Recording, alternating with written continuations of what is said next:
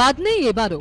এখনো পর্যন্ত 4 দফার ভোটে অশান্তি সঙ্গী। এই অবস্থায় সোনারপুর দক্ষিণে দুই প্রার্থীর আচরণ যেন এক টুকরো মরুদ্যান। শনিবার ভোট ঘিরে উত্তপ্ত ছিল সোনারপুরের বিভিন্ন এলাকা।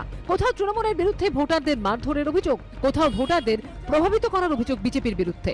কিন্তু এই দিন সকালে ভোট যখন সবে শুরু হয়েছে, তখনই সোনারপুর দক্ষিণে একে অপরের প্রতি সৌজন্য দেখালেন দুই প্রার্থী। এখানে এবার তারকার লড়াই। তৃণমূলের হয়ে ময়দানে অভিনেত্রী লাভলি মৈত্র, আর বিজেপি প্রার্থী করেছে টালিগঞ্জের আরেক অভিনেত্রী অঞ্জনা বসুকে। দুই প্রার্থীর লড়াইয়ের মধ্যেই উঠে এলো অন্য ছবি। রাজনীতিতে আমরা প্রতিদ্বন্দ্বী, কিন্তু ব্যক্তিগতভাবে তো কোনো আমাদের মধ্যে কোনো লড়াই নেই। তো অবশ্যই দুজনেই দুজনের সাথে সাক্ষাৎ হলে সেই সৌজন্যতা বজায় থাকে। আমার মধ্যে না ভীষণ একটা স্নেহ কাজ করে।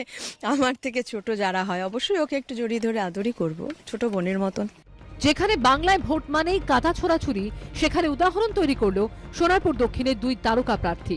অনির্বাণ বিশ্বাসের রিপোর্ট, এবিপি আনন্দ। গতবারের হার থেকে শিক্ষা নিয়ে 21-এর ভোটে দমদম উত্তর বিধানসভা আসন থেকে ঘুরে দাঁড়ানোর লড়াইয়ে নেমেছেন তৃণমূল প্রার্থী চন্দ্রিমা ভট্টাচার্য। প্রচারের ফাঁকেই সেরে নিচ্ছেন খাওয়া দাওয়া। স্বাদের পাশাপাশি খাদ্যগুণের কথাও মাথায় রাখছেন জোড়াফুল শিবিরের এই প্রার্থী।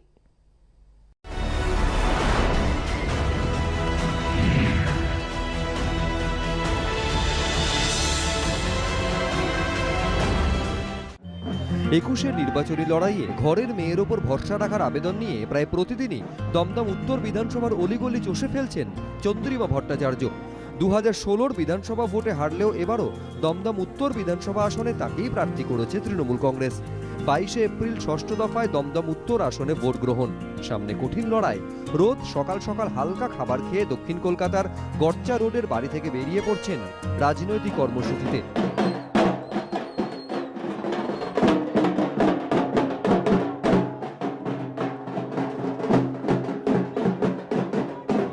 প্রচারে তুমুল ব্যস্ততা। এক ফাঁকে দলের কোনো কর্মীর আমন্ত্রণে বিধানসভা এলাকার কোনো বাড়িতে পাত পেড়ে দুপুরের খাবার সেরে নেওয়া। যখন যেমন জোটে তেমনই খান। ভাত, ডাল, আলু ভাজা, বেগুন ভাজা, মাছ, চাটনি।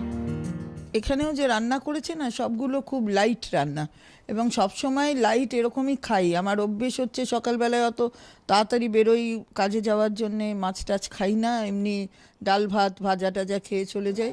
সেরকমই এখনও খাচ্ছি, সুতরাং আমাদের সেই দিক দিয়ে